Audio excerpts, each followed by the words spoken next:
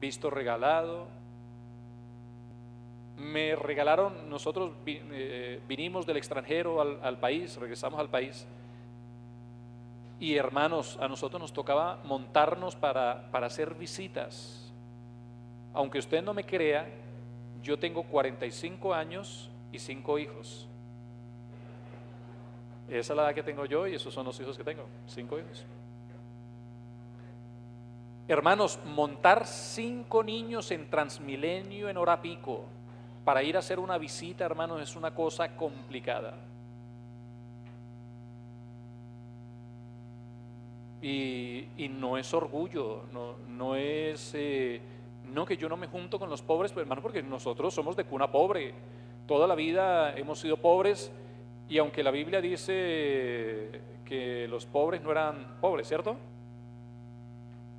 Yo conozco que tú eres pobre, pero dice entre paréntesis, pero eres rico. ¿Se acuerdan de ese mensaje a la iglesia del Apocalipsis? Y qué paradoja. Y al rico le dice: tú que dices que eres rico y que me he enriquecido y que de nada tengo necesidad, tú eres un desventurado, pobre, miserable, ciego y desnudo. Imagínense. ¿No le parece paradójico eso? Así que no se crea tanto que usted es tan pobre. Usted tiene un Dios todopoderoso. Pero hermanos, uno montado en Transmilenio con 5 niños, el menor de todos en ese entonces tenía 1 año. Imagínense, los empujan, nos pellizcan, nos regañan, nos incomodan, incomodamos, fastidiamos, nos fastidian. Y bajarse, hermanos, montarse también, eso es todo un trabajo. Así que yo le dije al Señor: Señor, yo no puedo seguir haciendo visitas así. Así que o me das carro o yo no vuelvo a salir con toda la tropa.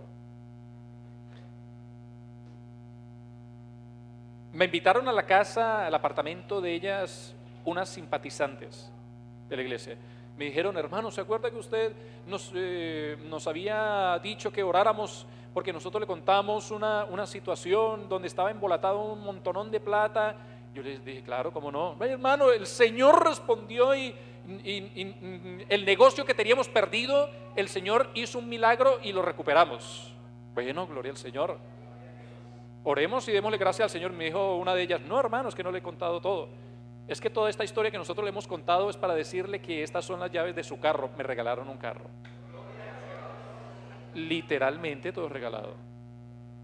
Pero ustedes saben que 5 niños montados en un carro, un automóvil, empiezan a crecer y se incomodan. Papá me empujó, papá me miró, papá me estornudó encima, papá. Y de todas formas es ilegal. Así que yo le dije: Señor, no podemos andar en este carro. Nos tienes que dar uno apropiado, o no andamos en carro y me voy a hacer visitas yo solo. El Señor nos regaló un carro de 8 pasajeros. Así que no se crea tanto que usted es muy pobre. Llegará el momento entonces en que el Señor hará lo que sabe hacer Él y lo que solamente Él puede hacer para que usted pueda seguir sirviéndole a Él y poniendo a disposición de Él lo que Él le da. Recuerde que si el Señor le da un carro de 8 pasajeros, no es solamente para que usted lo disfrute, es para ponerlo a servicio de su obra, porque para eso se lo regaló. Este salmo nos habla particularmente de algo que nosotros debemos aprender. El día de ayer estamos hablando acerca del servicio y de cómo debemos poner todo lo que somos y tenemos al servicio de la obra del Señor, pero ¿cuál es la manera correcta de hacerlo? Aquí la palabra del Señor en el Salmo 100, lo que es considerado en teología como el Salmo del culto, encontramos algunas cosas que nos podrían ser útiles en esta mañana para que nosotros podamos enfocar nuestra visión. y poder hacer las cosas entonces como el Señor nos manda a hacerlas.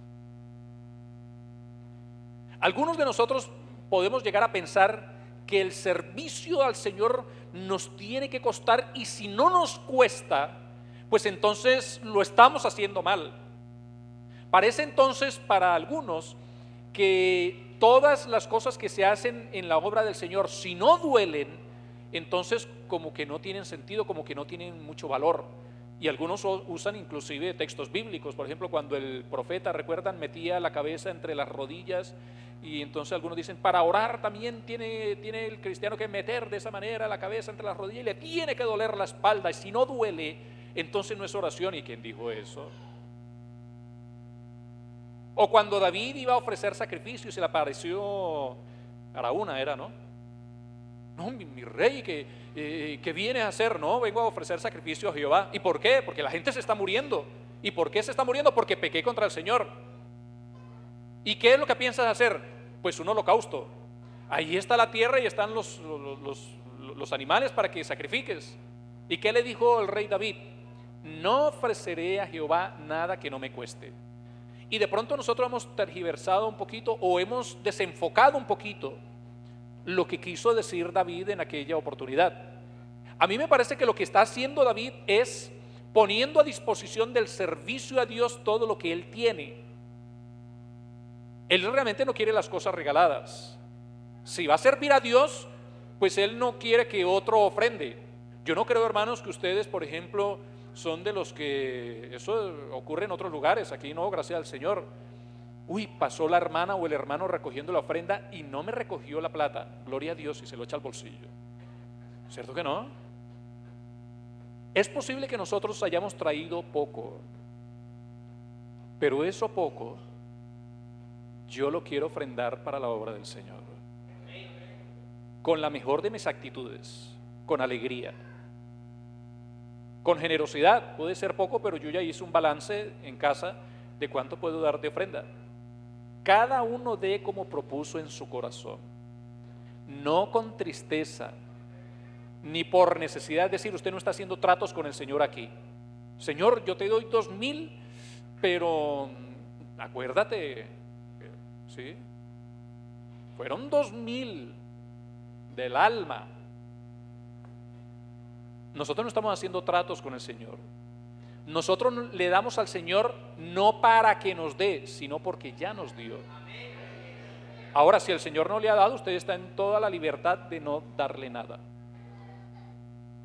Pero lo que dice la Biblia es que ninguno de los judíos podía presentarse delante de la presencia del Señor, podía presentarse delante del Señor con las manos vacías. Ese coro que a veces los hermanos cantan, yo no creo eso. Con manos vacías vengo a ti. Yo no creo eso. Todos nosotros tenemos algo para ofrecerle al Señor. Todos nosotros. El servicio no tiene que dolernos. Hermanos, yo me levanté temprano esta mañana y yo no dije, uy, Señor bendito, tengo que orar porque tengo el compromiso de predicar la palabra y si no oro, entonces posiblemente hasta mal me va. No, yo me levanté esta mañana teniendo una conversación muy agradable con el Señor, muy bonita, y hablamos y conversamos hasta lo más de sabroso. Para mí el leer la palabra, hermanos, no es un castigo, porque a mí me enseñaron a amar la palabra. Yo sí escuchaba, por ejemplo, que algunos hermanos decían, usted niño, deje de portarse tan mal, más bien vaya, ore o lea la Biblia. Es decir, los niños empiezan a asociar la lectura de la palabra del Señor y la oración con un mal comportamiento y con un castigo. No hagamos eso. Enseñémosle a nuestros niños a amar la lectura de la palabra del Señor. Sentémonos con ellos y disfrutemos una bonita lectura de la palabra. Oremos con ellos. El servicio no tiene por qué ser doloroso. El servicio a Dios, el hacer algo para la obra del Señor, no tiene que costarnos a nosotros como nosotros de pronto llegamos a suponer en algún momento. No, hermano, es que tiene que ser doloroso. Si a usted le duele el servicio, es posible que esté haciendo algo mal, y ese algo que puede estar haciendo mal puede ser muy grave. Escuchen lo que dice la palabra del Señor en el mensaje que el Señor le hace a través de Juan a la iglesia en Éfeso. Capítulo 2 del libro de Apocalipsis, el verso primero, dice así la Biblia: escribe al ángel en la iglesia en Éfeso, el que tiene las 7 estrellas en su diestra, el que anda en medio de los 7 candeleros de oro, dice esto: yo conozco tus obras. Es decir, la iglesia en Éfeso sí estaba obrando. Y sigue diciendo: y tu arduo trabajo y paciencia. Así que no estaban trabajando poquito, sino que lo hacían esforzadamente. Y que no puedes soportar a los malos, y has probado a los que dicen ser apóstoles y no lo son, y los has hallado mentirosos. Y has sufrido y has tenido paciencia, y has trabajado nuevamente, arduamente. O sea que el Señor sí se ha dado cuenta de que ellos trabajan y trabajan y trabajan y sirven al Señor por amor de mi nombre, y no has desmayado. Es una iglesia que trabaja, es una iglesia que sirve al Señor. Pero, y aquí hay un grande pero tengo contra ti que has dejado, ¿qué? Tu primer amor.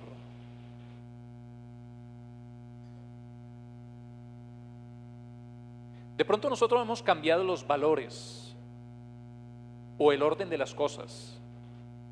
De pronto nosotros servimos a Dios hasta que lo amemos, pero así no puede ser. Nos vamos a fastidiar la vida, nos vamos a romper la espalda, no vamos a agradar al Señor. A mí me parece más natural empezar por el principio.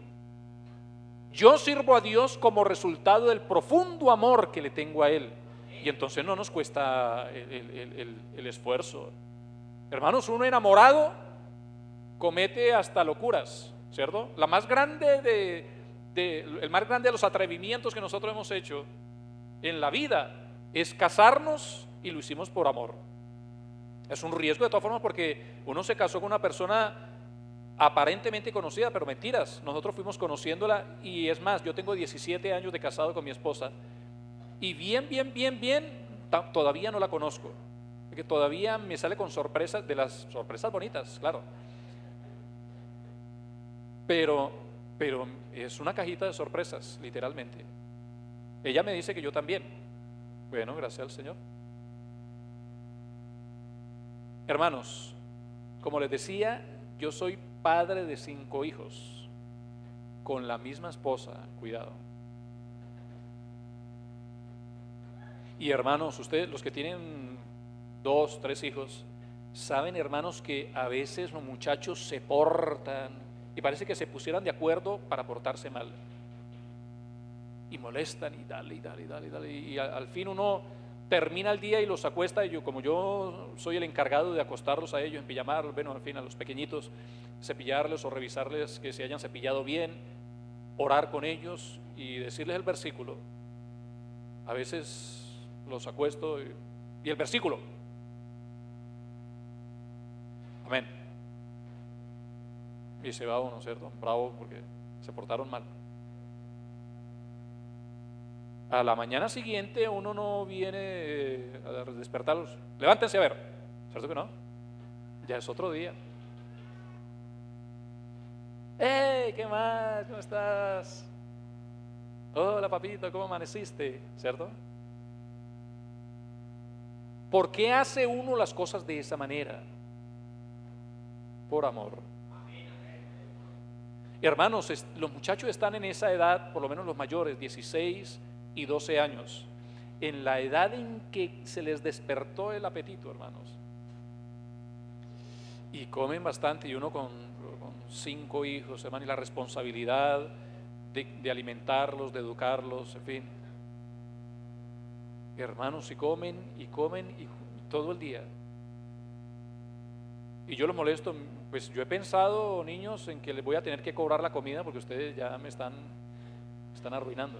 Pero de todas formas uno va con qué entusiasmo al mercado cuando se puede ir a mercar y compra la comida para ellos, y esto le gusta a fulano y esto le gusta a sutano, llevémosle porque tenemos con qué esta semana, entonces vamos a llevarle, ¿cierto?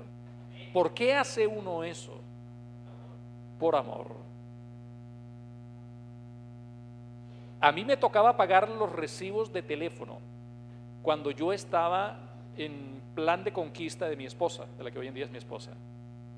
Y hermanos, yo pagaba más que el resto de la familia. Yo solo, más que el resto de la familia. Mi papá me resaltaba las llamadas. Estas son las llamadas que tienes que pagar de tu novia. ¿Y ustedes creen que a mí me dolía gastar casi todo el sueldo, el salario que yo me ganaba en llamadas? Yo era feliz. Es más, la llamaba a veces a contarle algo y después de hablar una hora me despedía y colgaba y volvía a llamar porque se me había olvidado para lo que le había llamado. Me tocaba volver a hablar con ella. ¿Por qué hace uno todas esas cosas? Por amor. Hermanos, si nosotros nos enamoramos de la manera en la que nosotros empezamos enamorados del Señor, no nos va a costar trabajo servirle. Para nosotros no va a ser una carga insoportable. Es más, si perdemos el primer amor, tenemos que arrepentirnos. Eso es pecado. Deje al muchacho que él está en su primer amor, ya se le va a pasar, ojalá no se nos pase. Hermanos, nosotros tenemos, después de tantos años de haber caminado con el Señor, muchos más motivos para estar enamorados. Nosotros no podemos andar, hermanos, sirviendo al Señor como un castigo, como que el pastor nos castigó en este cargo y me toca rendirle para salir por fin el año entrante de este lugar donde me encuentro. Nosotros, hermanos, tenemos que aprender a disfrutar las cosas que el Señor nos regala y las oportunidades que tenemos para servirle. Es una hermosa oportunidad realmente la que nosotros tenemos de poder servir a aquel a quien amamos con todo el corazón. El servicio realmente es una obra que le nace muy naturalmente, le sale muy naturalmente a aquel que está enamorado. Ahora, pues realmente esta mañana no es literalmente de músicos, porque habemos algunos que somos músicos y hay otros que realmente no lo son. Pero realmente todos nosotros, con lo que somos y con lo que tenemos, podemos ponernos a disposición del Señor para servirle. No se sienta menos porque usted quisiera ser o hacer algo que realmente no puede hacer. Saben que yo de muchacho me preguntaba esto: ¿por qué Pablo le escribe a los romanos estos versículos? Capítulo 12 del libro o la carta de Pablo a los romanos. Cuando Pablo está hablando ya acerca de los dones, dice de la siguiente manera, capítulo 12 de la carta a los romanos, verso 6, de manera que, teniendo diferentes dones, según la gracia que nos es dada, si el de profecía, úsese conforme a la medida de la fe. Ahí vamos bien, ¿cierto? Si alguien es profeta, pues entonces use su don conforme a la medida de la fe. O si de servicio, en servir. Y aquí entonces ya empezaban los problemas. ¿Cómo es que Pablo le está diciendo al que tiene el don de servicio que sirva? No se supone. Entonces, ¿por qué Pablo hace este énfasis? Y note que la manera en la que empieza a decir las cosas o continúa diciendo las cosas es como repetitiva.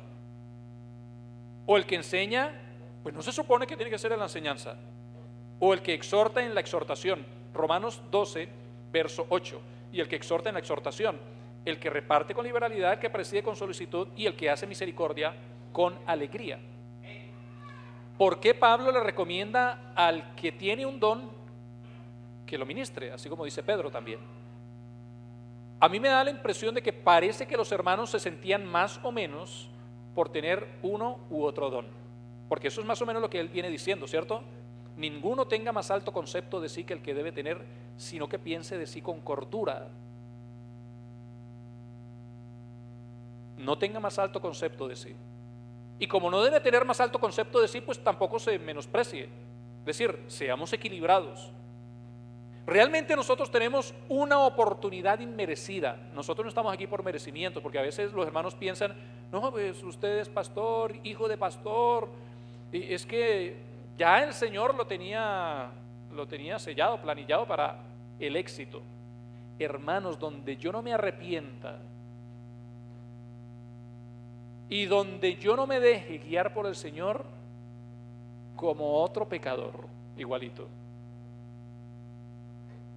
Aquí realmente no hay privilegios por herencia o qué sé yo, nada de eso.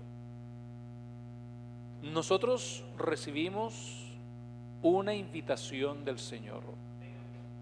Vengan a mí todos los que están trabajados y cargados, yo los voy a hacer descansar. Y yo me acerqué al Señor y descansé, y aquí vamos. Y llevamos el yugo y la carga que es ligera, y gracias al Señor vamos bien. Por un regalo del Señor, por su misericordia, no se sienta menos. Eso sí, si el Señor le da la oportunidad de servir en algo, aproveche esa oportunidad, hermano o hermana, como si fuera la última. Porque yo no entiendo que en la Biblia el Señor no nos enseña, por ejemplo, que el Señor va a premiar a los que tengan dones, ni va a premiar a los que tengan talentos, porque eso lo repartió Él, eso le pertenece a Él. El Señor solamente va a premiar, según yo entiendo en la Biblia, una cosa: fidelidad. Así que si el Señor le da esta oportunidad, sirva a Dios con todo su corazón como si fuera la última de sus oportunidades. Porque si el Señor ve que usted está obrando con fidelidad, entonces el Señor le tendrá que decir: ven, buen siervo y fiel, en lo poco has sido fiel, en lo mucho te pondré. La recompensa de parte del Señor viene precisamente por eso, por la fidelidad a Él. Ahora, rápidamente, el Salmo 100 nos enseña algunas cosas muy particulares acerca de cómo nosotros tenemos que acercarnos al Señor para servirle, para vivir para Él. Porque realmente, hermanos, esta reunión es solamente una parte mínima del culto que nosotros le rendimos a Él. Esto es un culto público. Pero nuestra vida, todo lo que hacemos nosotros en nuestra intimidad, en el trabajo, en la casa, en el estudio, con nuestra familia, cuando estamos solos, todo eso tiene que ver con el culto a Dios. Os ruego, hermanos, por las misericordias de Dios, que presentéis vuestros cuerpos en sacrificio vivo, santo, agradable a Dios, que es vuestro culto racional. Es decir, el culto es pensado. Y todas aquellas cosas con las que yo puedo dar culto a Dios o gloria a Dios son el culto racional. Usted hace negocios. Bueno, procure ser honesto en los negocios, porque con esos negocios honestos usted está dándole gloria a Dios. Usted da buen testimonio en el colegio, en la universidad, en el trabajo, y con su vida usted demuestra que es seguidor de Cristo. Con eso está rindiendo culto a Dios. Todas aquellas cosas con las que nosotros obramos para la gloria del Señor hacen parte del culto a Él.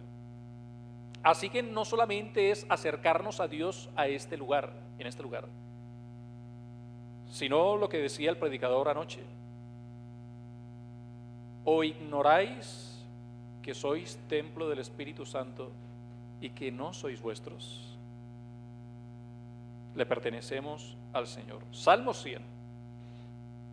una actitud correcta para servir al Señor, para acercarnos a Él, es precisamente esta: cantad alegres a Dios, habitantes de toda la tierra. Servid a Jehová con alegría, venid ante su presencia con regocijo. Así que la actitud correcta tendría que ser esa: con alegría. Sirvamos al Señor con alegría. Hermano, que le toca barrer el salón.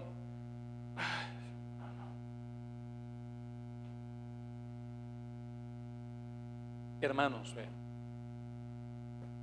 precisamente por lo mismo. Porque si usted aprende a servir al Señor con alegría, de la manera en la que el Señor le ha permitido hacerlo, a usted no le va a costar trabajo hacer otra cosa por amor el día de mañana.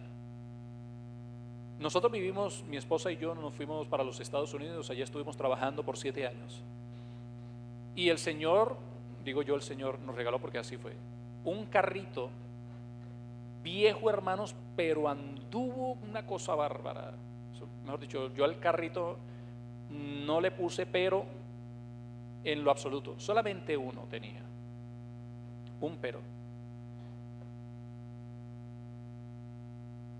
El carro tenía un escape de aceite, los empaques estaban quemados, entonces del motor caía una gotica de aceite en el exhausto, en el mofle, y eso hacía entonces que el carro parecía que se estuviera quemando. Una gotica de aceite. Cuando yo llegaba al semáforo, entonces yo empezaba a observar los carros de los compañeros de semáforo. Y hermano, en Estados Unidos el que quiere comprarse un carro se lo compra.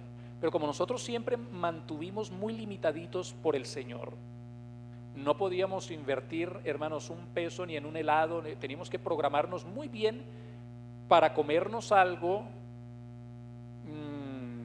que se nos antojaba. Así que cambiar carro, imposible. Y yo miraba los carros por las ventanillas, en medio de un calor de 42, 43 grados, las ventanillas arriba, nadie puede bajar las ventanillas por ley, todo el mundo con su aire acondicionado. Así que yo llegaba al semáforo y yo veía esas camionetotas, hermanos. Uy, Señor bendito, ¿cuándo será? Empezaba a echar humo ese carro, una gotica de aceite. Señor, se le está quemando el carro. Entonces yo siempre decía, I know, yo sé. Gracias, yo sé, gracias, yo sé. Señor, se le está quemando el carro. Sí, yo sé. Verde, rapidito, vámonos.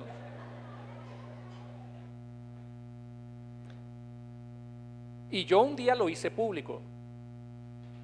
Llegué al semáforo y yo dije, ¿cuándo el Señor nos regalará un carro como estos? Y mi esposa me dijo, cuando tú aprendas a valorar el que el Señor te dio, a lo mejor te regala uno como esos. Y yo dije, hombre, verdad, qué vergüenza, ¿cierto? Y se nos empezó a desbaratar el carro y nos regaló, hermanos, el Señor un carro, porque uno de pobre dice, uy, no, cuando compremos carro, más bien nos compramos unos sencillitos, sin nada de eso de televisión, ni nada de eso, porque para los viajes es mejor que los niños estén hablando. Eso dice uno de pobre, porque no se puede comprar uno con televisión. Hermanos, nos regaló un carro con televisión, por dentro todo en piel, incrustes de madera, puertas eléctricas, una van, como mejor dicho, una carrazo. Pero tendríamos entonces que nosotros tener la actitud correcta para poder entonces disfrutar lo que el Señor nos ha dado ahora. Porque de pronto nosotros pensamos que el secreto está en tener mucho. Ese no es el secreto. Contentos con lo que tenéis ahora. Pablo decía, yo sé tener, porque he vivido en abundancia y he vivido en escasez. Y a todo estoy acostumbrado yo. Es que mi dependencia no está de lo que tengo, en lo que tengo. Mi dependencia es de Dios. Y yo estoy feliz.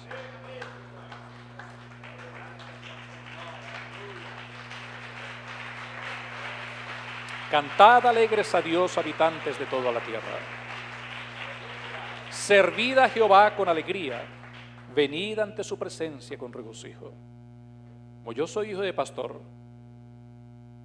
yo aquí nací, aquí crecí, aquí me pienso morir. Mi papá era pastor en la iglesia central de Armenia. Y estando allá, hermanos, yo conocí una ancianita. El salón es largo, grande.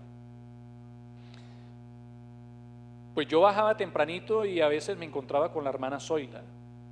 Era una anciana de cerca de más de 70 años, 70 y tantos años. A veces ella llegaba primero, a veces yo llegaba primero. Ahí estamos entre los dos. Cuando yo bajaba de la casa del pastor y su familia, bajaba, yo a veces, como la entrada al salón quedaba en la parte de atrás de la casa del pastor y su familia, hacia el salón, entonces yo veía todo el que iba entrando. Y a veces yo entraba, hermanos, por el salón y veía a la hermana Zoila, una hermana de más de 70 años, y ella literalmente se lo tomaba. Ella entraba por sus atrios con alabanza, como dice un poquito más adelante. La hermana empezaba dándole gloria al Señor y empezaba a dar vueltecitas, así por el pasillo hasta que llegaba aquí adelante. Gloria a Dios, una ancianita de 70 y tantos años. Que alguien puede decir, hermano, pero es que una ancianita que lo tiene todo, que está rodeada por su familia, que tiene plata, ¿cómo no va a estar así de feliz y glorifica al Señor? Hermanos, la hermana Zoila era una anciana que vivía cerca del templo, en un sector de tugurios. El ranchito donde ella vivía sola se le había quemado como 3 veces. Tostaba maní y lo metía en papel periódico, en conitos, para sobrevivir. El Señor nos ha dado más que un tugurio y más que un empleo tostando maní, para que andemos enojados con Él. Cantemos alegres al Señor. Somos más que los habitantes planitos de toda la tierra. Somos los hijos del Señor. Somos su pueblo. Somos la iglesia de Cristo, el cuerpo de Cristo. Tengamos una ubicación correcta. La ubicación correcta es quiénes somos nosotros. Reconoced que Jehová es Dios, Él nos hizo y no somos invento nuestro. Nosotros no hemos llegado aquí por ni obra del azar, ni de la buena suerte o mala suerte o de nuestro esfuerzo. Todo lo que hemos podido tener hasta el día de hoy, todo lo que tenemos, lo que hemos podido alcanzar en nuestra vida, todo eso se lo debemos a nuestro Dios. Acciones correctas. Entremos por sus puertas con acciones de gracias. Que hagamos lo correcto. Hagamos las cosas que nos conviene hacer. Por sus atrios con alabanza. Alabemos y bendigamos su nombre. Y la razón correcta por la cual nosotros hacemos todas estas cosas es precisamente la que nos dice el verso 5. ¿Cuál es la razón correcta por la cual nosotros debemos servir a Dios? Porque Él es bueno y para siempre es su misericordia y su verdad por todas las generaciones. A veces a nosotros se nos olvidan cosas y eso nos hace pensar que Dios no es tan bueno como dice serlo. Porque como a veces nosotros somos tan antojados, eso sí que tenemos los pobres, ¿no? Antojados, que vemos algo y si al Señor no nos lo da, entonces hasta zapateamos. Y entonces decimos nosotros, ahora no le canto. Ahora, hoy me voy a pasar el culto con los brazos cruzados. Hermanos, si la Biblia dice que Dios es bueno, eso no está en discusión. Dios es bueno. No juzgue a Dios por lo que usted quisiera tener y se antojó y no le ha dado Él. Porque Él a sus hijos también los sabe disciplinar. Y a veces no les da algo que les va a hacer, les va a hacer daño o nos va a hacer daño. Así que si la Biblia dice que Dios es bueno, Dios es bueno. ¿Saben que David tenía una muy buena manera de recordarse a sí mismo la bondad de Dios? En el Salmo 103 la Biblia nos dice que él mismo le dice a su alma algo que debe hacer siempre: bendice alma mía a Jehová y bendiga todo mi ser su santo nombre. ¿Y por qué tenemos que bendecir al Señor? ¿Qué es lo que nos mueve a bendecir al Señor? Pues que Él es bueno y para siempre es su misericordia. Bendice alma mía a Jehová, y para que recuerdes que definitivamente Él es bueno, no olvides ninguno de sus beneficios. ¿Y cuál es el primer beneficio que recuerda Él? Él es quien perdona todas tus iniquidades. ¿No le ha pasado, hermano y hermana, que ya para terminar, ya casi estamos terminando, llega uno al servicio, ¿cierto? Llegó el momento de los cantos, glorifica al Señor, la ofrenda. Vamos a escuchar a Dios hablar, amén, y se sienta uno. Y empieza el predicador o la predicadora, y hermanos, como si lo supiera todo, como si hubiera estado presente. Señor bendito, se dieron cuenta, alguien le dijo o me vio, ¿cierto? Y uno empieza a sentirse redarguido, y cuando hay ya muchos detalles, entonces uno dice, no, pero es que yo no vi a nadie, tiene que ser entonces Dios que me está hablando. Tiene que ser que Dios me está hablando. Bueno, ¿quién quiere arrepentirse y pedirle perdón al Señor? Pase aquí adelante. Y uno va caminando por el pasillo, así como con la expectativa de en qué momento Dios saca la mano y me manda por el pasillo atrás, ¿cierto? Y Dios no hace eso. Recorre uno el pasillo en medio de lágrimas, y cuando llega adelante y se pone a contarle al Señor lo que pasó, lo que siente uno es las caricias del Señor, como si el Señor lo estuviera abrazando a uno. Dios es bueno. Él es quien perdona todas tus iniquidades. Él es el que sana todas tus dolencias. Él es el que rescata del hoyo tu vida. Él es quien te corona de favores y misericordias. Él es quien sacia de bien tu boca, de modo que te rejuvenezcas como el águila. Todas aquellas cosas las hace Dios a nuestro favor. Dios es bueno. Y yo he tomado una decisión.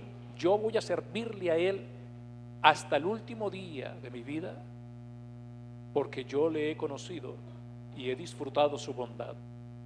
Dios es bueno. Y con el amor que yo le tengo, yo creo que me va a durar el servicio. Y si yo soy fiel, entonces el Señor me permitirá servirle. Que sirvamos a Dios con todo el corazón, que le sirvamos a Él con amor, que todo lo que hagamos para su honra y para su gloria, lo hagamos con la motivación correcta, y que si se nos olvida algo que el Señor ha hecho en nosotros y no tenemos suficientes motivos como para servir a Dios, recordemos que Él sigue siendo bueno y para siempre ha sido su misericordia. Pónganse de pie, hermanos, sean tan amables.